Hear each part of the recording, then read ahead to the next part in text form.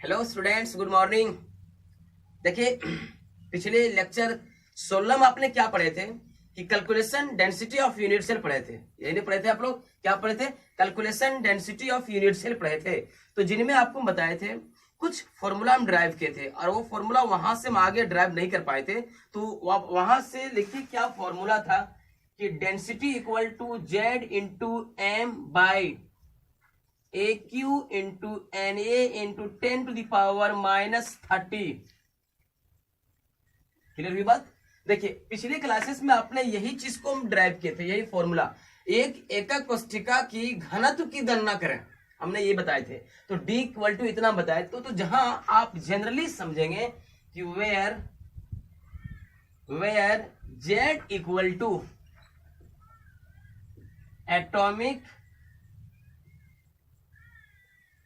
Atomic number, परमाणु संख्या को ये इंडिकेट कर रहा है। और M आपको क्या बता रहा है? Mass of atom. और ये आपको क्या बता रहा है? Edge length of unit cell. और Na आपको क्या बता रहा है? Na आपको बता रहा है एवोगाड्रो नंबर। क्या बता रहा है भाई? एवोगाड्रो नंबर, जिसकी वैल्यू हमेशा फिक्स होता है। कितना? 6.022 इंटू 10 के पावर 23 पार्टिकल्स। क्लियर हुई बात?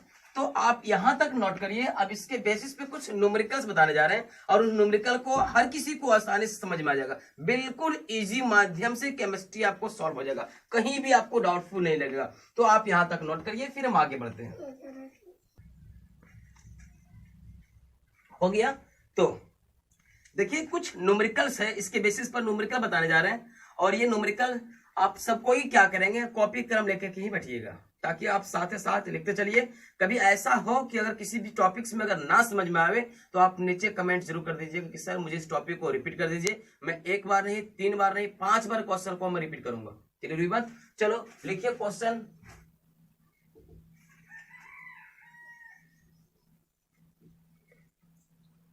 As length of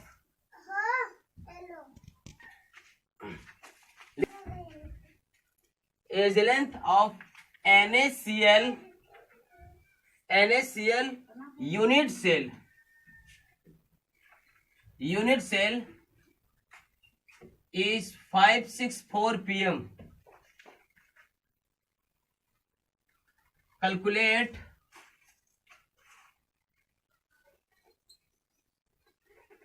density of unit cell। Clear हुई बात?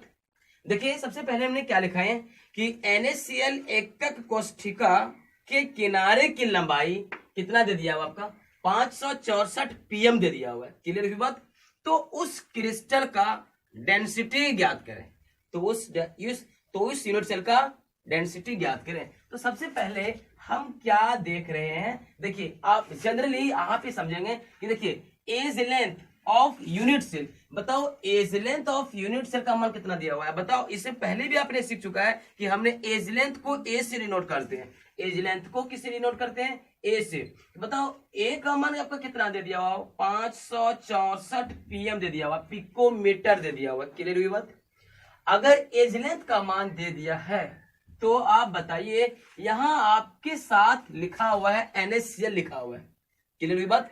आप हमारे लेक्चर वीडियो 9 में देखिए, आपको हम बताए हैं कि NaCl का यूनिट फॉर्मूला 4 होती है।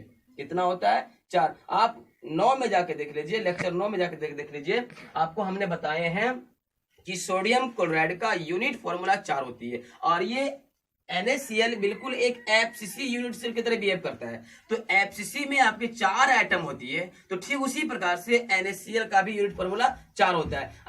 अगर बताओ यूनिट फॉर्मूला 4 होता है तो उसकी एटॉमिक नंबर कितना होगा? 4। यानी एटम की संख्या कितनी होगी? यहाँ पे 4 होगा। तो बताओ, परमाणु संख्या यानी एटॉमिक नंबर को हम जनरली किसे डिनोट करते हैं? Z से डिनोट करते हैं। तो यहाँ पे Z का मान कितना होगा? 4। आप लिख सकते हो, सिंस NaCl में आपका 4 एटम होता है। ठीक है, बताओ अब यहां से मुझे जेड का मान मिल गया, ए का भी मान मिल गया, मुझे डेंसिटी निकालना है, तो उस माध्यम से आप क्या करेंगे, बताओ मॉलिक्यूलर मास एम।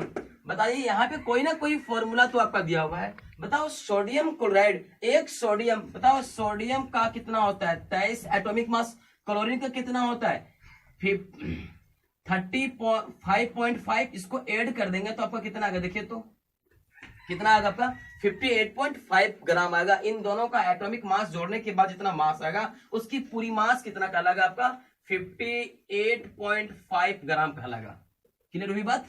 चलो अगर यहां से आपका सब चीज मालूम दे दिया है तो आप आसानी से डेंसिटी का मान क्या करेंगे, कैलकुलेट करेंगे। बताइए डेंसिटी का फॉर्मूला बताए थे Z into M by AQ into NA into 10⁻⁻30, यही ना बताए हैं। बताओ Z का मान आपके सामने 4 इंटू M का मान कितना दिया हुआ है 58.5 बाई A का मान 564 का होल क्यूब इंटू ये देखिए NA फिक्स है, ये कांस्टेंट वैल्यू है, हमेशा एक एवोगाड्रो नंबर के बराबर होता है। बताइए एक एवोगाड्रो में कितना नंबर होता है, तो आप बताएंगे 6.022 इंटू 10⁻23, और ये पहले से भी कितना दिया हुआ आपका 10⁻⁻30।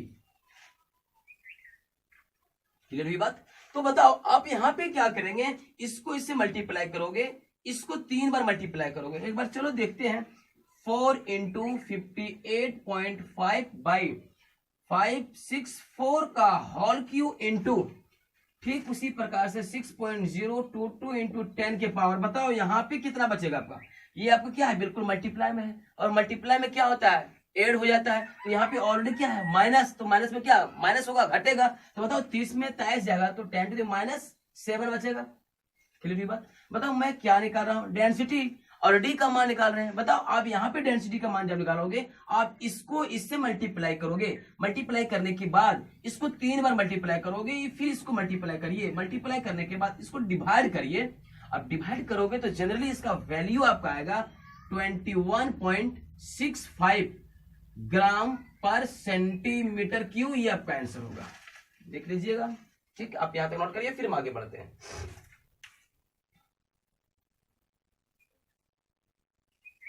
अगर किसी को डाउट लगे तो आप जरूर बताइएगा, फिर हम इस क्वेश्चन को एक बार नहीं 3 बार रिपीट करेंगे। चलो लिखिए नेक्स्ट न्यूमेरिकल, लिखिए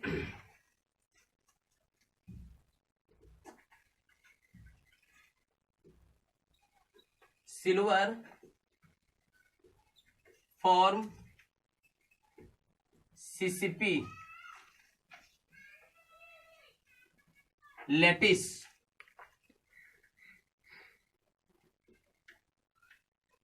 and X-ray study so that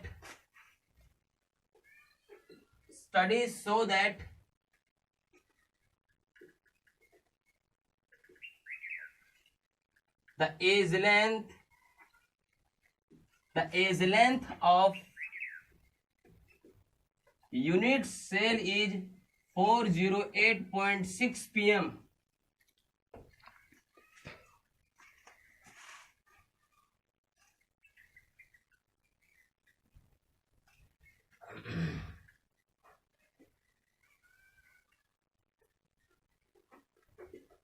Calculate density of unit cell. Bracket में लिखेंगे, ये क्वेश्चन आपका एनसीईआरटी का क्वेश्चन है। क्लियर बात। आप लिखेंगे NCERT, ये क्वेश्चन क्या है एनसीईआरटी का क्वेश्चन है। क्लियर बात। तो आप एनसीईआरटी क्वेश्चन में भी देखिए, सबसे पहले आप क्या करेंगे, देखिए यहां पे दिया गया है CCP। अच्छा एक मिनट और देखिए, यहाँ पे क्या है कि सिल्वर एक एटम दिया हुआ है, क्या लिखा हुआ भाई सिल्वर एक एटम लिखा हुआ है। तो आप जनरली जानेंगे कि बता सकते हैं यहाँ पे कि given atomic mass of silver, देखिए अगर 108 ग्राम कभी कभी क्या करता है कि सिल्वर का एटॉमिक मास अगर दे दिया हुआ है तो बड़ी अच्छी बात है, अगर नहीं दिया हुआ है तब भी आप समझ लीजिएगा इसका एटॉमिक मास कुछ ना कुछ होता है। तो आप यहां से मुझे निकालने के लिए कह रहा है डेंसिटी। बताओ यहाँ पे एज लेंथ देखिए, तो एज लेंथ, आप एज लेंथ को ए से डिनोट कर रहे हैं और ए का मान दिया हुआ है 408.6 pm दे दिया हुआ है। किसी को डाउट? क्लियर?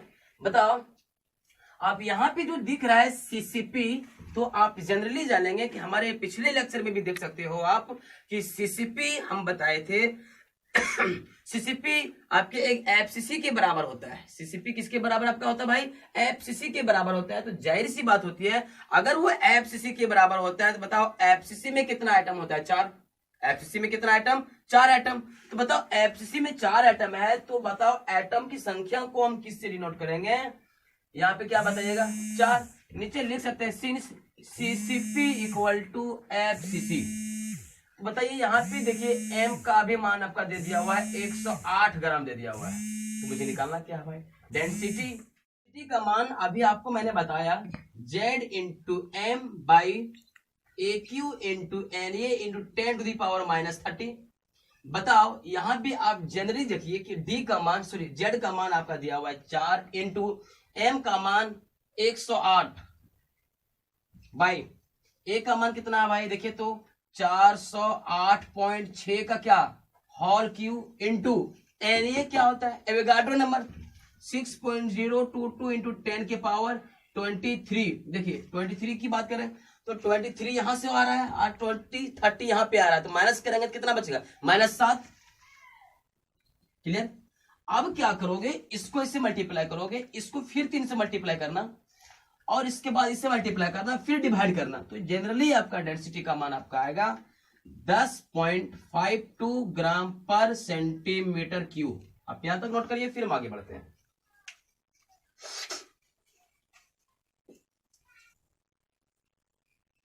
चलो लिखिए next question.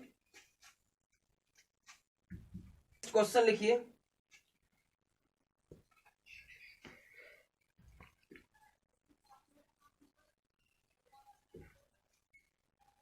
an element has body center cubic structure. An element has body center cubic structure with edge length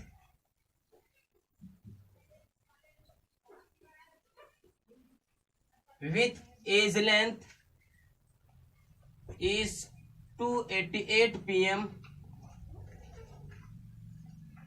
and density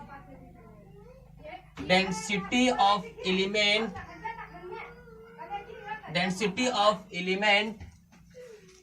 is 7.2 gram per centimetre cube. आगे लिखिए how many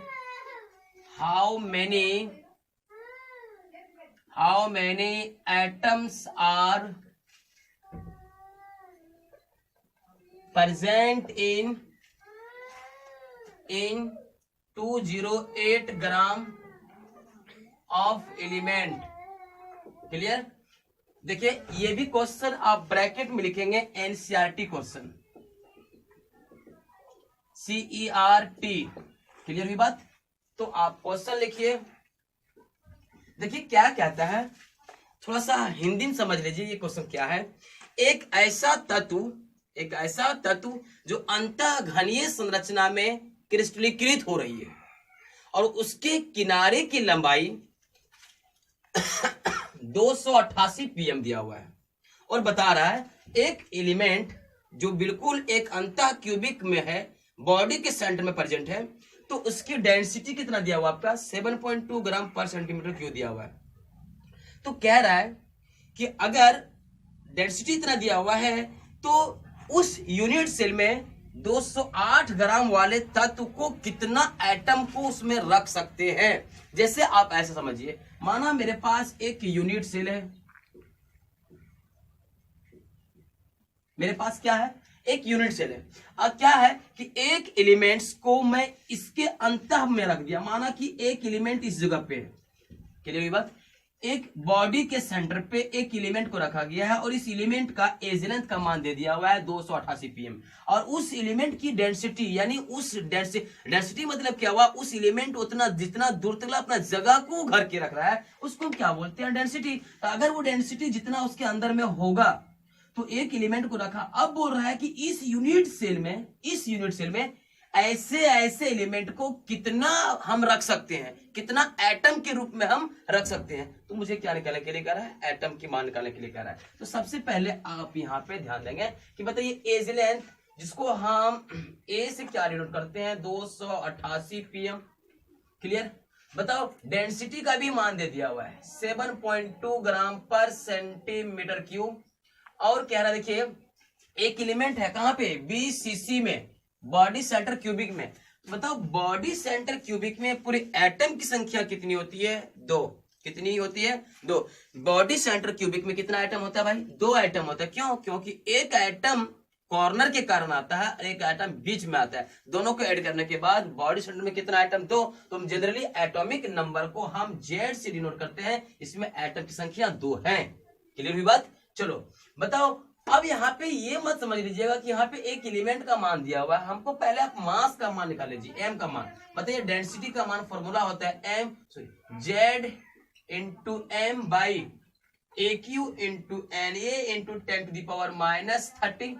बताओ डेंसिटी का मान दिया हुआ है, Z का मान दिया हुआ है, अगर m का मान भी रख दूं, यहाँ भी दिया हुआ है, ये तो फिक्स है, तो हम निकालेंगे क्या। तो पहले यहाँ पे ही समझ लीजिएगा कि इसकी हम चर्चा बाद में करेंगे, ठीक है। तो अब यहाँ से कैलकुलेट करिएगा m का मान, देखिए क्रॉस मल्टीप्लिकेशन करेंगे, इसको यहां से मल्टीप्लाई करेंगे, यानी ये फिर ऐसे कर दो, Z equal to D into AQ into NA into 10⁻⁻ कितना, -30। मुझे निकालना क्या, पहले आप m का मान निकाल लो। बताओ D into AQ into NA into 10⁻⁻30 by कितना, Z। अब यहां से हम क्या करते हैं, अगर हम m का मान निकालते हैं तो बताइए डेंसिटी का मान आपके सामने दिया हुआ है 7.2 इंटू ए का मान कितना दिया हुआ है 288 का whole cube into N A का तो फिक्स है 6.022 इंटू 10⁻⁻ कितना होगा, -10⁻⁻7 होगा, बाय कितना, z का मान कितना है आपका 2। क्या करो, इसको आप मल्टीप्लाई करिए, इसको 3 बार मल्टीप्लाई करिए, 3 बार मल्टीप्लाई करने के बाद इसको मल्टीप्लाई करिए, फिर इससे मल्टीप्लाई करिए, फिर इसको 2 से डिवाइड कर दीजिए। तो जनरली आप समझेंगे कि अगर हम 2 से डिवाइड करने के बाद, आप यहां तक नोट करिए, तब तक हम देखते हैं इसका आंसर कितना होता है। मल्टीप्लाई कर रहे हैं, कितना आया, देखिए इसका आएगा 51.78 ग्राम आपका आएगा, ठीक है। तो आप समझिएगा, पहले अगर मैं यहां से m का मान निकाल लूं तो थोड़ी सी आप हमारी कॉन्सेप्ट को समझिए कि बताइए, आपको हम बताए थे मोल चैप्टर में कि 1 मोल इक्वल टू होता है एवोगाड्रो नंबर के बराबर, और 1 मोल आपका एटॉमिक मास के बराबर होता है। आप जिस एटम की बात करेंगे उसी के बराबर आपका होता है। तो जनरली बताइए 1 mole equal to atomic mass, 1 mole equal to Avogadro number, तो ये तीनों आपस में क्या है, बराबर। अगर ये बराबर है तो मुझे निकालने के लिए क्या कह रहे हैं, एटम। 208 ग्राम में कितना एटम प्रेजेंट है, क्लियर हुई बात। तो हम यहाँ पे सीधा हम क्या लिखेंगे कि बस एक मिनट देखो, यहाँ पे लिखेगा 1 mole equal to Avogadro number equal to atomic mass. हमको जिस चीज को निकालना रहेगा उस चीज को हमेशा हम कहाँ रखेंगे, राइट हैंड साइड में रखेंगे। बताओ मुझे एवोगाड्रो नंबर में क्या आपका पार्टिकल्स होता है, और पार्टिकल्स मतलब क्या, एटम, मॉलिक्यूल्स और या फिर आयंस भी होता है। अगर ये पार्टिकल्स एटम भी होता है तो यही हम चेंज करेंगे। देखिए यहाँ पे एटॉमिक मास, एक एलिमेंट का मास तो आपको दे दिया गया है 208 ग्राम, तो आप क्या बताइएगा कि 208 ग्राम में कितना एटम प्रेजेंट है, तो एक एवोगाड्रो नंबर के बराबर प्रेजेंट है। तो बताइएगा सिंस, देखिए आप यहां से लिखिएगा 51.78 ग्राम ऑफ एलिमेंट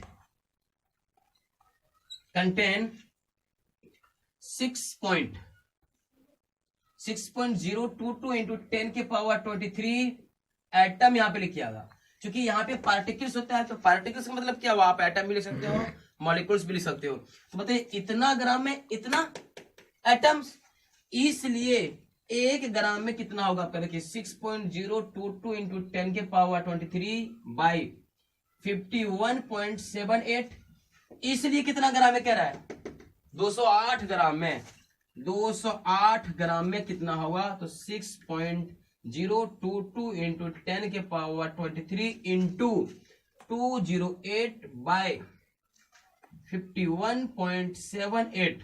अब क्या कर दो बताओ, राइट हैंड में मैंने क्या लिखा है, एटम, तो जनरली यहाँ पे आपका एटम ही होगा। तो क्या करो, इसको इससे मल्टीप्लाई करो और इससे डिवाइड कर दो, तो जनरली आपका एटम का मान देखिए आपका समथिंग आएगा 24.96 into 10 to the power 23 atoms. यहां तक आपका आंसर हो जाएगा। आई थिंक आपको इतना आएगा, तो आप कैलकुलेट करके देख लीजिएगा, हो सकता है कि हमारी कॉन्सेप्ट थोड़ा यहाँ पे मिस्टेक हो जाए, लेकिन सही है। क्वेश्चन लिखिए, जो है ना बहुत बड़ा दिक्कत हो गया है और हम आपके साथ हैं, टेंशन मत लीजिए, हम भी मेहनत कर रहे हैं आपकी वॉइस के लिए।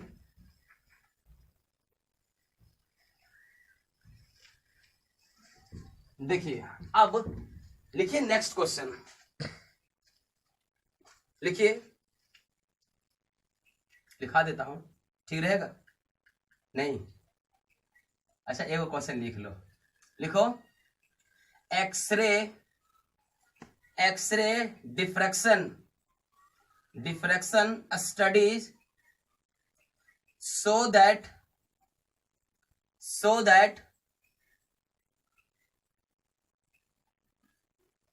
लिखें, so that it crystallizes in FCC unit cell, it crystallizes in FCC unit cell having age length of unit cell is 3.608 into 10 to the power minus 8 centimetre लिख लिए। And copper is determined to have density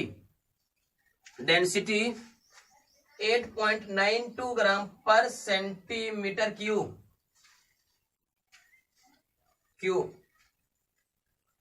full stop. देखिए what is